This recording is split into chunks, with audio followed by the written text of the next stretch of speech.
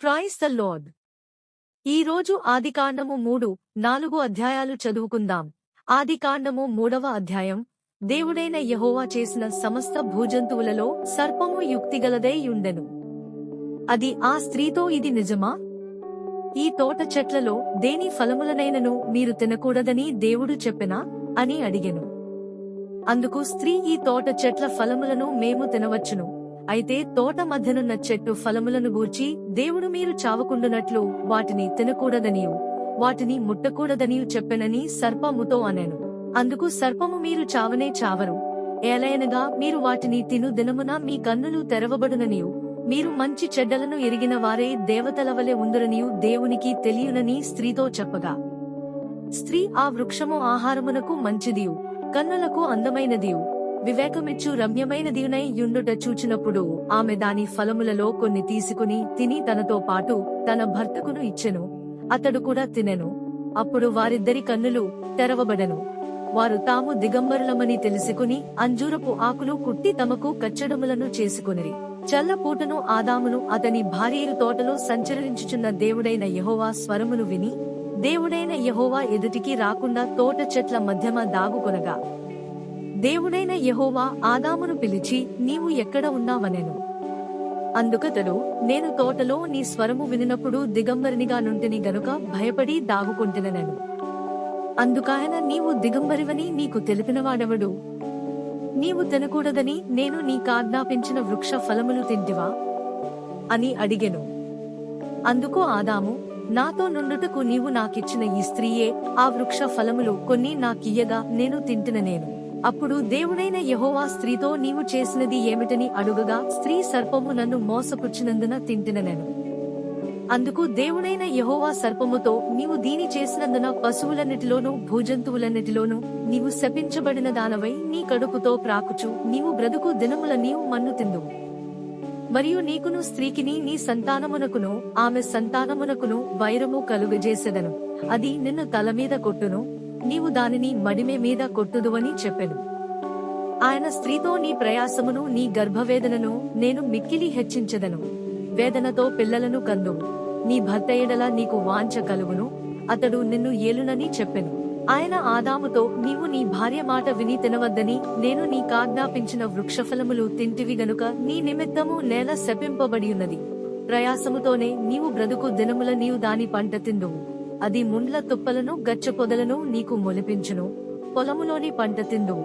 నీవు నేలకు తిరిగి చేరు వరకు నీ ముఖపు చెమట కాచి ఆహారము తిందువు. ఏలైనగా నేల నుండి నీవు తీయబడితివి, నీవు మన్నే గనుక మన్నైపోదువని చెప్పెను.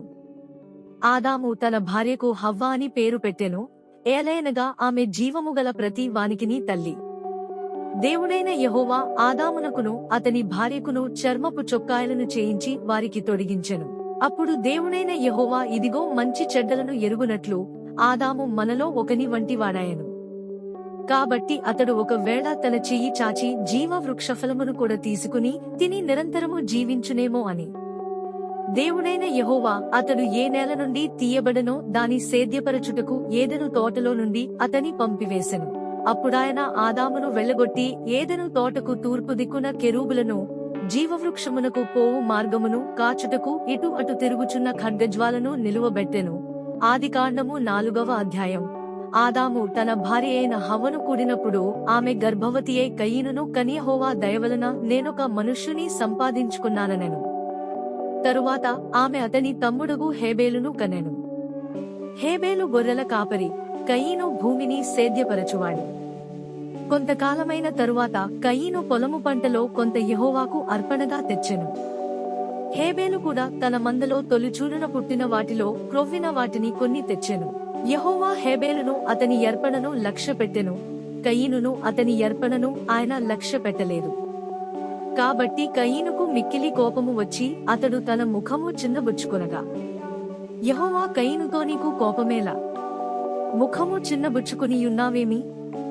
నీవు సత్క్రియ చేసిన ఎడల తలనెత్తుకొనవా? సత్క్రియ చేయని ఎడల వాకిట పాపము పొంచియుండెను. నీ ఎడల దానికి వాంఛ కలుగును, నీవు దానిని ఏలుదువనెను. కయీను తన తమ్ముడైన హేబేలుతో మాటలాడెను. వారు పొలములో ఉన్నప్పుడు కయీను తన తమ్ముడైన హేబేలు మీదపడి అతనిని చంపెను. యెహోవా నీ తమ్ముడైన హేబెరు ఎక్కడనున్నాడని కయీను నడుగగా అతడు నే నెరుగను, నా తమ్మునికి నేను కావలివాడనా అనెను. అప్పుడాయన, నీవు చేసిన పని ఏమిటి? నీ తమ్ముని రక్తము యొక్క స్వరము నేలలో నుండి నాకు మొరపెట్టుచున్నది. కావున నీ తమ్ముని రక్తమును నీ చేతిలో నుండి పుచ్చుకొనుటకు నోరు తెరచిన ఈ నేల మీద ఉండకుండా నీవు శపింపబడినవాడవు. నీవు నేలను సేద్యపరుచునప్పుడు అది తన సారమును ఇక మీదట నీకియదు. నీవు భూమి మీద దిగులుపడుచు దేశదిమ్మరివై యుందువనెను. అందుకు కయీను, నా దోష శిక్ష నేను భరింపలేనంత గొప్పది. నేడు ఈ ప్రదేశము నుండి నన్ను వెళ్ళగొట్టితివి, నీ సన్నిధికి రాకుండా వెలివేయబడి దిగులుపడుచు భూమి మీద దేశదిమరినై యుందును.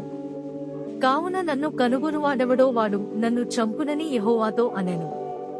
అందుకు యెహోవా అతనితో, కాబట్టి ఎవడైనను కయీనును చంపినేడలవానికి ప్రతిదండన ఏడంతలు కలుగుననేను. మరియు ఎవడైనను కయీనును కనుగొని అతనిని చంపకయుండునట్లు యెహోవా అతనికి ఒక గురుతు వేసెను.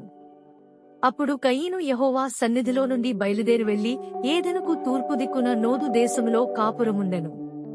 కయీను తన భార్యను కూడినప్పుడు ఆమె గర్భవతియే హనోకును కనెను. అప్పుడతడు ఒక ఊరు కట్టించి ఆ ఊరికి తన కుమారుని పేరును బట్టి హనోకను పేరు పెట్టెను. హనోకుకు ఈరాదు పుట్టెను. ఈరాదు మహూయాయేలును కనెను. మహూయాయేలు మతూషాయేలును కనెను. మతూషాయేలు లేమెకును కనెను.